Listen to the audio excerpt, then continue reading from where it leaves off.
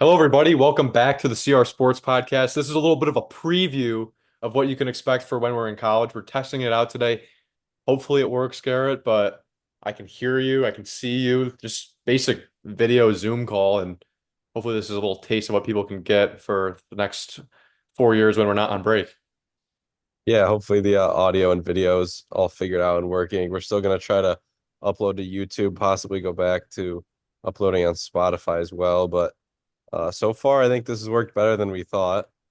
Yeah, We no, might it's not have a bad. little, we might have a little time constraint as we have not purchased Zoom Plus yet, but we'll see how that ends up working out.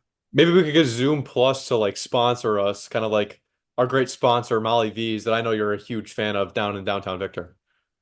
Yeah, well, I've actually been feeling a bit under the weather the last couple days, so just having you know, Molly V's in the freezer was, really nice. My sister actually brought some home the last couple nights, so I was able to cookies and cream tonight, caramel brownie last night. It's a good Really one. satisfied the taste buds. Hopefully, made my throat feel a little better. And hopefully it can satisfies yours, the people that are listening. If you're ever in the area, downtown Victor, it's a great place. And Garrett, I didn't even tell you this, but we got another sponsor, another fan of the show that wanted a shout out on here. This is in Waterloo, Miranda Cheese. It's a great place, a great venue. It's a barn that's set up out there. You have a great view, great, phenomenal deck on the back. It's a beautiful place. If you're ever in the area, Miranda Cheese in Waterloo, I could not recommend it enough. Always have a wonderful time there. The owner, Tom Murray, is one of the most generous and nice guys to ever meet met before. So if you're ever there, Miranda Cheese in Waterloo, it's another place, and we're happy that they decided to sponsor us for this episode here today. And Garrett, we got a lot to talk about. We've been off the program for a while now. The Olympics just ended, and that's what we've had our eyes on, especially with basketball. Yeah, it's usually when non-Olympic years, it's sort of the dog days of summer, but it was really nice seeing the Olympics slot right into the sports calendar the last couple of weeks. Sort of kept sports fans, with something to be excited about as baseball can sometimes drag on. So we're gonna touch on baseball a little bit, but we're mainly gonna be focused on the Olympics as the U.S. wins 126 medals, including 40 gold, which tied for China for the most gold medals. They did win the most overall medals by 35 with that 126. And like normal, they were dominant in the track and in the pool and the team sports having a lot of success as well. Yeah, it wasn't the core group of USA Swimming that you've seen in the past. There's some new faces in there, but you still have some of the old, Caleb Dressel being one of them, Katie Ledecky being another. But Katie Ledecky, let's talk about her real quick. She's one of the most phenomenal swimmers and most special athletes of all time. You watch her every time she gets in a pool, and especially the longer the distance is, the more she stands out. It feels like the lead just keeps growing with her. Well, yeah, I saw a stat today. It was the most gold medals in the history of the Olympics, and it was impressive for two reasons. One, because like you said, Kayla Ledecky, she has 9 gold medals now after this Olympics, and there was a lot of people tied at second with 9 gold, and you might be asking who was in first. It's Michael Phelps with 23 gold medals, so Yeah. pretty commanding lead. But this was the second Olympics now without Michael Phelps. Caleb Dressel can't really say picked up where Michael Phelps left off because he's the greatest Olympic athlete we've ever seen. But Yeah. Caleb Russell doing a really nice job. The surprise part was though the 4x100 meter relay, which is the U.S. has been so dominant in this year. They actually lost to China in the pool, which is sort of surprising to see. Maybe a possible passing of the torch there. Hopefully not from our American soil's sake, but that was sort of surprising. But other than that, the women dominated, especially Katie Ledecky, like you mentioned. And taking the Olympics by storm, especially in the first week and during the swimming week when swimming was going on, was Leon Marchand from France, the French swimmer who may be the reincarnation of the second coming of Michael Phelps. He looked to be phenomenal. The same coach that Michael Phelps had when he was swimming, and this guy was great at everything that he did, Garrett. It was insane to watch. It felt like his butterfly was super strong. His IM was super strong. There isn't a glaring weakness in either one of his strokes regarding back, breast, fly, or free. He looked really, really good. Uh, he could be a name that you're going to hear for the next couple Olympics. Yeah. I don't know if you saw the video. I think it was at one of the U.S. men's basketball Olympic Games. The crowd all of a sudden gave a standing ovation because the camera was on Leon Marchand, like you said, and LeBron thought it was on him. The So he sort king. of gave the crowd a little wave. That was pretty funny to see. If Just see. that's a that I'd call that what a vintage LeBron moment. That's something that LeBron would do. Yeah, it's a classic LeBron moment. I mean, you can't really completely blame him for all he's done, being the flag bearer at the opening ceremonies. You wouldn't be surprised if they were giving him the standing ovation, but it was kind of just funny to see. Yeah, no, it was funny to see because LeBron, he's one of those guys, he's like, "Oh yeah, no, for sure." Like he always like knows what's going on. He thought for sure that was for him, but it's Marchand and the French crowd that really was loud for not only him in the pool as being the Frenchman, but the French basketball team. There was an energy in that environment for both the men's and women's as they were in the gold medal match versus the US in both of those games. So that was really cool to see. And I think it's kind of a revelation. French basketball is they're pretty competitive. I mean, these games were close. The one against the women's final that was today, that was the most surprising to me that was that close. Only losing by one just because the girl who shot it, I think it's Gabby who shot it. She was just inside the 3-point line, so her foot was on the line for a two. Would have tied it if it was a three. Just losing by one in mere closing seconds of that match. Yeah, and before we talk more about the men's and women's final and really just the tournaments as a whole, I just wanted to point out the French crowd and how amazing of a job they did, really filling up most of the venues. Last Summer Olympics, when it was in Tokyo, there weren't fans allowed because of COVID, so it was a lot different. And just seeing the fans back, Paris 2024 was just, it was a truly epic sight. Yeah. The French fans really showed out. You could see the home crowd. You could hear just watching on TV, you could hear how loud it was in the men's final and even in the women's final a little bit. So we're hoping we can see an even more electric atmosphere in LA 2028 as the next Olympic Games will be coming to the States. But going back to your point, I think both finals, definitely the women's more than the men's, maybe the tournament as a whole for the men's were a little bit surprising as I think a lot of people thought we were going to be more dominant. Yeah, I mean, the US still does really good in their classic events in track and field and in their swimming events that they have. That's usually where you see them dominate. But there there were there were people that have gotten closer. And the interesting thing with women's sports is that Title IX being in place really helped out the United States, especially early on in the Olympic years, 20, 30 years ago, 40 years ago, because it gave women a platform to play sports. And obviously that's why we had better Olympic teams than other countries' women had, because there were sports programs for girls here in the United States. But the gap is closing, obviously. I think, what is it, 8 straight golds for the women's basketball team for the United States Five straight after for the after men. after winning today. So, or no, it was 8 straight going into it. So is it nine now? Eight straight, including this one, five straight for the men. Yeah. So 8 straight for the women. But you could clearly see the competition has gotten way closer with the women.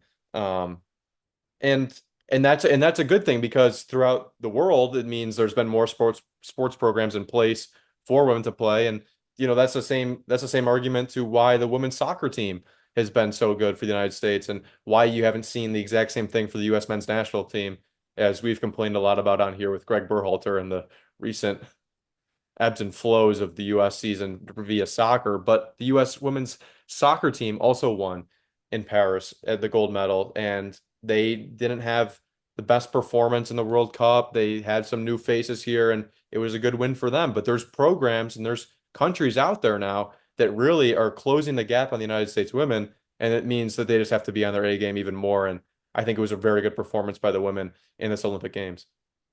Yeah, and it was actually Mallory Swanson, the wife of Dansby Dansby. Swanson, scoring the goal in the 1-0 win over Brazil to win the first gold for the U.S. Women's national team in the Olympics since I think it was 2012. So it had been a little bit since they were on top of the Olympic platform. Going back to the women's basketball team, that was actually their 61st consecutive win in international play. So you can see how dominant they've been. And I think it was a little more surprising from their standard because, we see the other countries in men's basketball are really starting to catch up. I think there was 64 players maybe on excuse me, on the other teams this year, where you saw the when the Dream Team did it, there was like 9 international guys in the NBA. So, or at least on Olympic teams. So you see there's definitely talent dispersed in the men's game, but the women's is a little farther behind. You know, I don't think France had anyone in the WNBA. These teams, these international teams, still don't really have the WNBA talent we have, and it's crazy to think that Team USA just won gold, and when they played Team WNBA in the All-Star game, Team WNBA beat them. Yeah, There's and just so that much talent in the United States still, which is why I'm surprised it came down to that girl's foot. I think it was Gabby Williams' foot being on the line.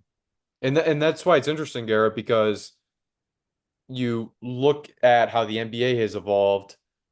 Just naming a few superstars, it's Doncic, it's Jokic, it's Wembanyama early on. Like there's plenty to go that are international stars.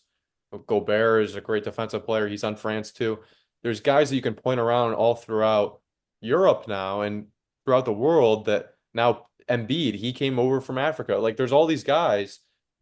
And he played in college, but the international players are at a disposal now more than ever for the NBA to have, and you've seen it with them coming to the NBA, and it's really grown since Michael Jordan played. He blew up the game. It was over that evolution into the 80s and 90s. It was the Larry and Magic pushing that forward, and then it's MJ that really took it off. And watching The Last Dance, remember when you see that documentary when they go overseas, when they go into France, it's like there's celebrities over there. That's probably what I would say. It's not probably, it is what exploded the game internationally, and that's why you now benefit from seeing all these su international superstars play in the NBA. But for when you're looking at the Olympics, that's also why the gap has gotten a lot more competitive, and these games that were in the Olympics were so entertaining to watch. Yeah, and it's sort of, you saw through group play, the US had a little slip up. They didn't lose any of their like tune-up games, but South Sudan had them on the ropes. Germany played them close as well. But you saw in group play once they were playing 100% effort, once KD was back inserted as he's actually the men or women US all-time Olympic scorer for basketball, which is pretty unique. But the US they sort of handled Serbia. They beat Puerto Rico pretty good. They handled South Sudan as well. And then they blew out France in the quarterfinal. And it just kind of felt like, all right, this is back to what we thought. They're going to blow everyone out. And then the semifinal against Serbia, they were down, I think, 15 towards the end of the third quarter. 17 was the lowest or the largest deficit that Serbia had It, on and it US. took a pretty epic comeback in that last quarter for the U.S. men's to have a chance to play for the gold medal game. And you're going up against, the reigning MVP. He's now won 3 of them, and Nikola Jokic on the other side for the Serbians, and just a bunch of guys who play overseas. They're used to the FIBA style of play, the physicality, which is just so much more physical than the NBA. It's ridiculous, and it's honestly, in my opinion, it's more fun to watch. Yeah, I But think it's fun to watch too. just I was surprised at Less how calls. I was surprised at how talented Serbia was, especially the shot making that they displayed. What was it? They had like over five threes in like each of the four quarters or something like that in the game against the United States. Yeah, they shot the ball really well. They were nearing 50%. I think the US actually shot over 50% from three, so it's not like we were out there chalking up bricks. We were shooting the ball well, and Serbia was still able to get that big lead, which Yeah, just shows you how some of these countries are, we're not, you know, way ahead of these countries anymore. They're maybe a half step behind. And you saw in the final going up against the reigning rookie of the year and Victor Wembanyama and all these other guys like Yabusele, who's not even in the NBA, but he had a great tournament. And even guys like Evan Fournier and Nick Batum, who are sort of forgotten about when it comes to the NBA. And then you see them on the international stage and they're sort of revived. They have, the country behind them. So it was a great tournament, especially those last 2 games, watching Steph just absolutely take over. Those 4 threes down the stretch were just crazy clutch. and friend of the show, Garrett, Noah Eagle, calling these games for the men's and women's side. I mean, he did a great job. It was great broadcast with him and D Wade. I was quite a fan of it. And Zora on the sideline. She did good. Well, she did really well too. So it was cool to hear Noah out there. It was I imagine that he loved it. Um, but it was just an incredible environment, and you could see from him that with his energy that that's what he brought to the table, and that's what they brought with the crowd, the French crowd that was so phenomenal, and we were so accustomed to seeing throughout the Olympics. I think you're muted right now. Yeah, Garrett, you're muted. Sorry, I just was coughing up a little bit when I Yeah, mute, I but think we got we going got a little bit of a view on that too. That's all just right. going back to the French crowd and the atmospheres.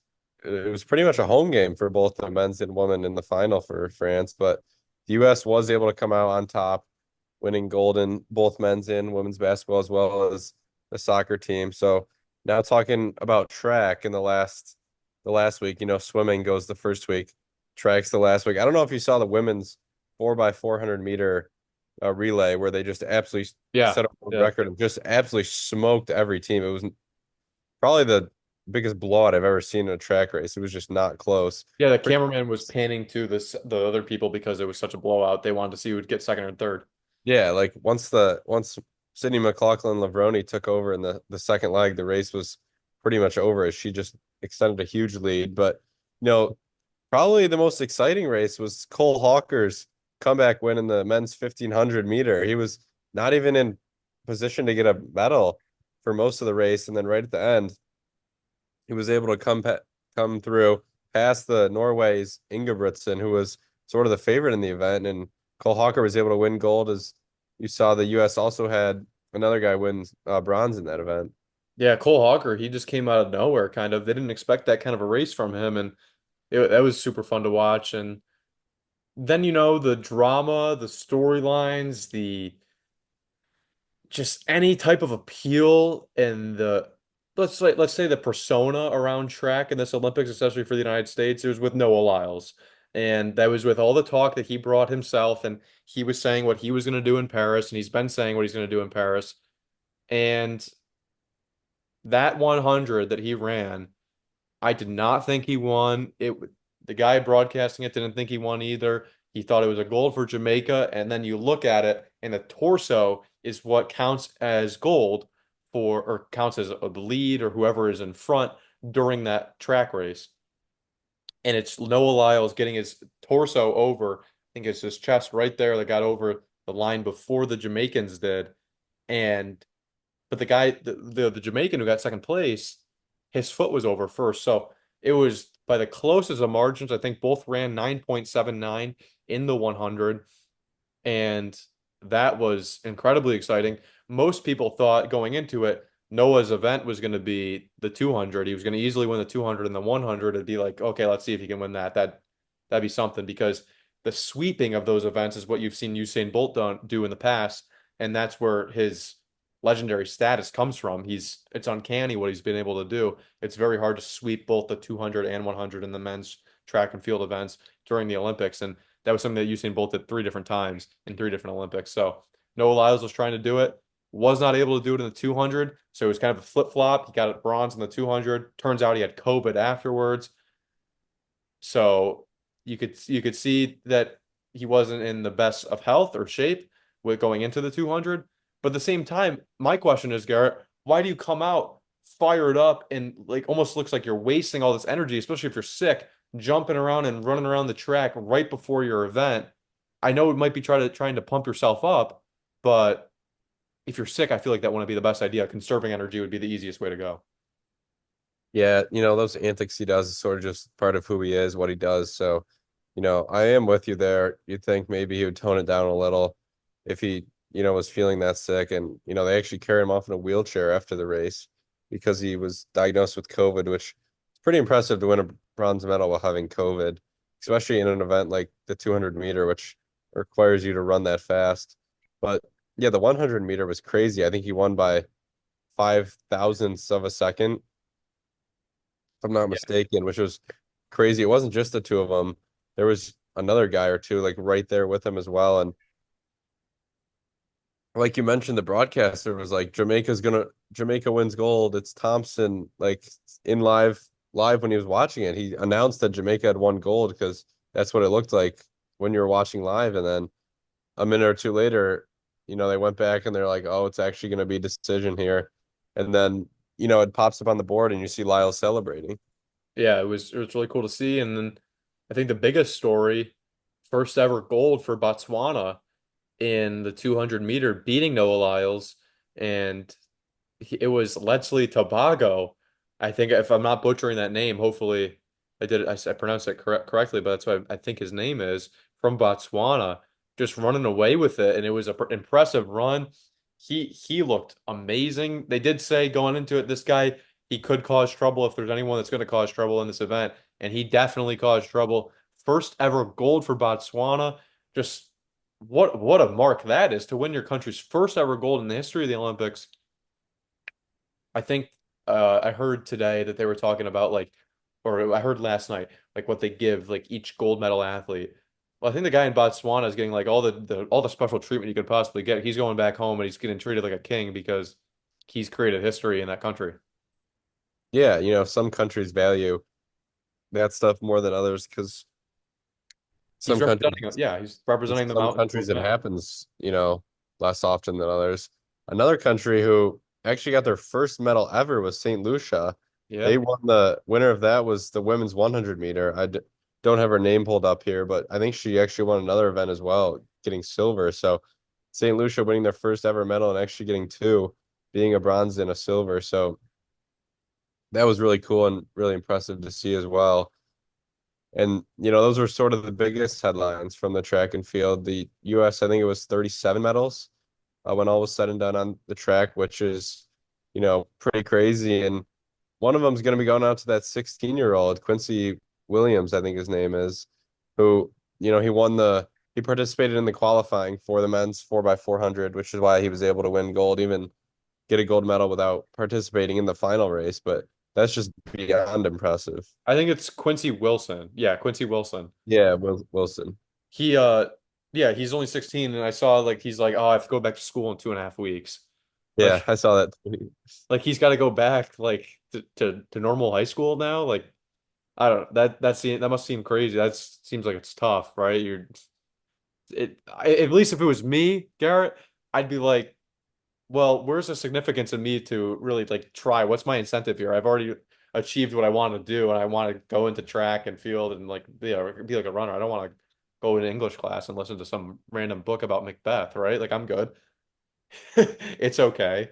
But that's what Quincy Wilson's dealing with right now. And I guess that's a really good problem to deal with. It's just a super athlete at 16 years old to be able to be out there like that and look like an absolute stud. That's super impressive. Yeah, maybe a little Shakespeare will help out on the track. But Doubt it. I don't. You know what? The Shakespeare, I'll tell you this, the Shakespeare will help him out more than trigonometry or anything like that. yeah, well, you kind of hope he's not participating in the high school events anymore because that would sort of be unfair for everyone else participating in those. It'd be fun though if you were him, just like running around, like run around people, start lapping them back and forth. Yeah, I don't know how most high school athletes would feel if they realized they were going up against Quincy Wilson in the 400-meter sort of sprint. Well, how do you think that works? Because for like basketball, people go to prep schools and they go into these circuit leagues that they're much more competitive, where they're not playing in local, just like random high school, like low level basketball leagues. Is that like the same thing for track, or do you not know? I'm guessing he's not, running public school track meets. I think I'm assuming he's going to be a senior. Maybe he'll only be a junior in high school, but Could only be a junior. I'm assuming that he's not running for his high school really. I'm assuming he's on with some academy or specialty training program somewhere else. Maybe out in Oregon where the Nike headquarters are. I don't know Yeah. that for sure, but I'm guessing he's doing something like that and then running pro races because it's not just the Olympics for track and field. There are world championships Oh yeah. and stuff like that. So he's probably training and running and stuff like that. But that would be kind of funny if you saw him just, popping out to a public high school track meet and there's Quincy Wilson. Yeah, Quincy Wilson of Victor are just running track and field, but no, he's 16 years old. His birthday is January 8th of 2008, which is crazy that I am So he's probably a junior then. he's going to be a junior because it depends, I don't know where he lives, but that at least here in New York, he's definitely a junior because my birthday's in January as well. I was going into my junior year when I was 16 years old. So that's when Yeah. it's for Quincy Wilson and he's he's already won a gold. So he's achieved quite a bit in life already at 16 years of age. And that's the great thing about the Olympics, Garrett. I think that, you were talking about there is more events for track and field. There are more events for swimming that you see out there. But the Olympics is the pinnacle. The Olympics is the top of the mountain. The Olympics is everything that you could ask for in both of those two sports and individual events. And it's the showcase of all the hard work you've put into. And that's when I think, in my opinion at least, watching track and field and swimming are the two most entertaining things to watch during the Olympics, especially for the individual events. I know basketball was really fun this year, but overall, what I've gotten in years past and this year combined, it's always just the swimming that delivers for me. I always think it's super fun to watch, and the track and field is always a joy as well. Yeah, and I think what makes those even more special is just the fact that we don't watch them every year. Like Right. we don't really watch track and swimming besides the Olympics, which is what makes them so valuable. For that week or so, we're watching the best swimmers and the best track athletes from all around the world compete against each other. You're not next summer, I'm assuming you're not gonna watch track and field for a week Yeah. straight on TV. Like that's what makes it so special. Even gymnastics, what makes Right. Simone Biles and the whole gymnastics team, you just cherish them more is because it's not like the MLB. They're playing 162 games every year, whereas the Olympics, we're not gonna see these people most likely till 2028.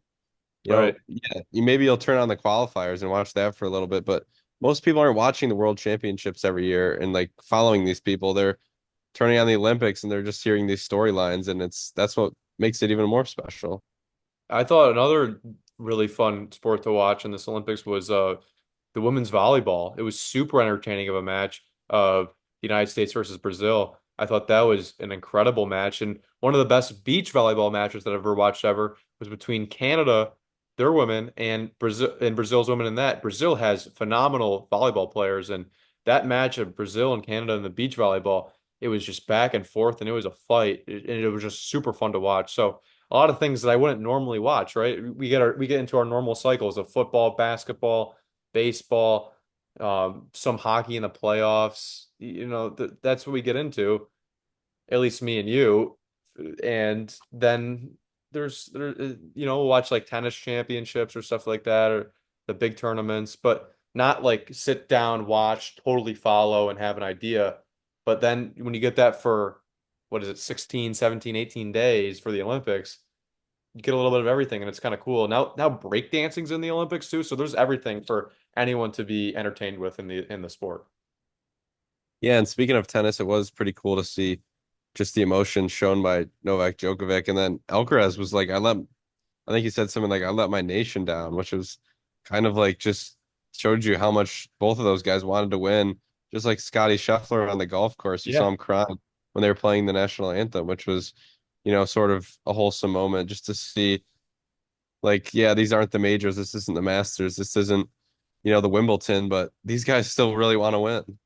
Yeah, no, and I completely like forgot about golf because that there's just so many other stuff, so much other stuff going on. But it's you don't the thing do you do I got a question for you, Garrett. Now, do you differentiate like different like Olympic athletes? Do you think of like KD as an Olympic athlete in an Olympic athlete in the same way that you think of Katie Ledecky, Michael Phelps, Noah Lyles? Because like those are like the Olympics is their number one thing versus the NBA being their number one thing or the PGA Tour being the number one thing, and the Olympics is kind of just like oh yeah, I'll do it if I'm around or type thing. You know what I mean? Yeah, I think it's really important. I think we should normalize the best athletes competing for Team USA. And, I think at least the USA men's basketball team, maybe it's because it was more competitive, but, they seemed really proud and really excited to win gold. Yeah. I still think that most of them would rather win an NBA championship than a gold medal. And I think that's going to be the case probably for a long time, if not forever. But I think the gap was, less apparent as you saw, Embiid, giving him his gold medal, he was like hyping up the crowd. He Right. was, he wanted them to boo. Like the whole team was like embracing the booing, and it was really cool to see, these guys out partying, celebrating after winning, a gold medal. It wasn't just like, oh, it's another day at the office. We're expected to win. It was like, no, we just represented our country and proved that we have the best basketball in the world. Yeah, and the other thing that's kind of crazy when you think about this basketball team is that Tyrese Halliburton didn't even play, and he's one of the new rising stars in this league. He's the face of Indiana for the Pacers. That's how deep this team was. Jason Tatum didn't play in games. Jason Tatum was just in the NBA championship and just won it for the Celtics, and he's the face of Boston. Like there, you have superstars that weren't playing for the United States, and then you just have a loaded coaching staff with Steve Kerr, Eric Spoelstra, Ty Lue, Mark Few. It seems like it's the pinnacle of basketball and where to be, and it's got to be such a joy for those coaches and the players to be on a team like that of just ultra superstars around you, and then having guys like Derek White there too to just like come along for the ride for some of it. And he got some minutes, but it really felt like they were a true team this year, and that's I think a real reason why it was super fun to watch. Yeah, and shout out Devin Booker. He sort of embraced the role player role, especially in that starting lineup. And he played Like, good. shooting over 55% from three, I think over 50% from the field. He was what they needed them to be. They didn't need him to take, tough shots or score 30 a game like he does in the NBA or close to that. They just needed him to be solid out there, play good defense, which is, I think, why they ended up bringing Derek White on and, instead of someone else. Like, I think most people would agree someone like Jalen Brunson's a lot more skilled than Derek White, but Right. US didn't really need another scorer. They sort of just needed someone to fill a role. Well, And it then was going going to be here, Kawhi. yeah, but it was supposed to be Kawhi, but Kawhi's just had really bad knee problems for a couple of years now. So hoping that he can get that figured out and have a full, long, healthy season in front of him. But going back to your point on the volleyball, it was very exciting to watch, including the men's volleyball, who ended up getting bronze after beating Italy in the bronze medal match. But I think what they should do, this is my rule proposal change for the beach volleyball as well as the regular volleyballs. Instead of having two people on each team for beach volleyball, I think there should be three. I think they should go to five on each team instead of six for regular volleyball. Now, Because why is that? when you watch the beach volleyball, the rallies don't really last too long. It usually feels like they serve it over and then the team uses their three hits, either scores or the other team returns it and then scores. So it feels like the rallies, aren't quite long enough, which, you don't want it to just be, a serve and then whoever spikes it's getting the point. You want some longevity in the rallies. And then on the indoor side of regular volleyball, sometimes the court just feels a little crowded with six guys, especially, with how tall they are. I think it would just be a little better if it was five instead of six. Well, maybe the Olympics will listen to you and they're going to change the rules from now on. It's That's not definitely it's not a something to huge contribute. problem. It's just especially in beach volleyball, I'd like to see them add another person or two because it's so tiring. It's so hot out there. The sand's just like attracting the sun. And I mean, Michael, you just ran 2.5 miles on sand. It's not easy moving around Oh, on not 2.5, Garrett. 7.5. seven. Oh yeah, 7.5 on sand. Yeah. Not the easiest thing in the world. No. But this was our first try here on the computer. I think we'll see how it turns out. Hopefully this even gets posted and that everything goes well and there wasn't like a technical difficulty posting this. But if everything goes well, this is what you can expect from us in the future because August the 20th, we both happen to be leaving on the same day. You're going to Connecticut College. I'm going to Syracuse, and it's kind of a new chapter for the both of us and for everybody in our class, really, that's going off to college. But yeah, it's a little bit sad, Garrett, but at the same time, it's going to be fun to see what's new and what's upcoming. Yeah, a lot of things to look forward to is sort of leave the high school chapter officially behind. But, there's gonna be a lot of excitement. We'll still have breaks and come home, see each other, stuff like that. But, it's gonna be different for sure. I think we should do before we both leave an episode of like favorite like moments like of like CR Sports or something like that, or almost like picking out like or just explaining like how we came to like do this or like what we think is going to happen in the future or something like that. Maybe like a foreshadowing.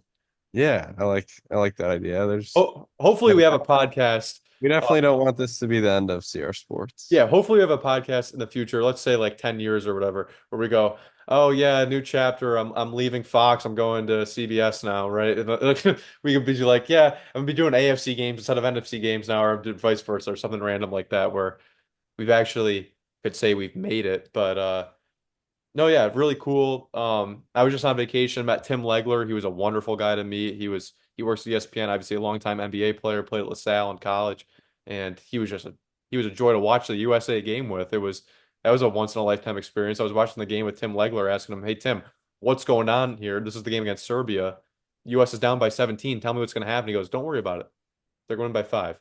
So it was still a very close game, and the US ended up pulling it out. So that was uh that was cool as well. So it's just fun to meet a whole bunch of new people that are obviously in the industry that we want to go into.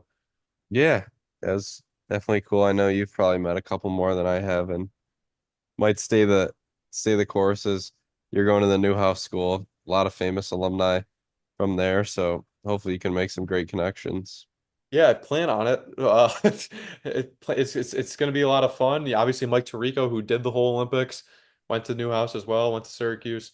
So I got a lot to learn, and I'm excited about it. And then obviously Gary with you in college basketball, that's a whole new journey. Obviously, it's going to be a lot of the same from what you've seen of Garrett Clare in high school. I can believe and tell you, but it's going to be an adjustment for you as well. It's going to be more physical and just pace of play is probably going to be a little bit different. But besides that, just the quick adjustment, and then I feel like you're going to be off and running, right?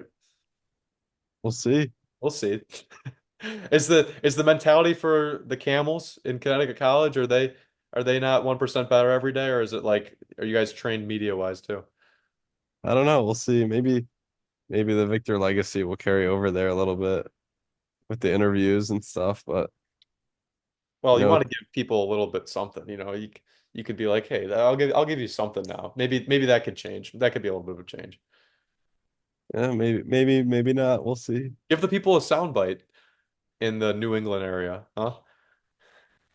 Yeah, well, we got hopefully I'll become a lot more familiar with the area and Bristol's just about an hour away or so. So ESPN headquarters So anyone watching right now with 39 minutes about into this episode that's working at ESPN, he's going to be right there. So if you can just drive, he'll drive down, he'll pay for gas himself, and you know what? Just give him a little bit of a gig. And the nice thing about ESPN though, Garrett, you get the 24-hour news cycle, so it's just you can just go on and different times and whatever works into you. But it's a lot of work, and that's obviously something that's pretty cool, especially being in that area. for sure.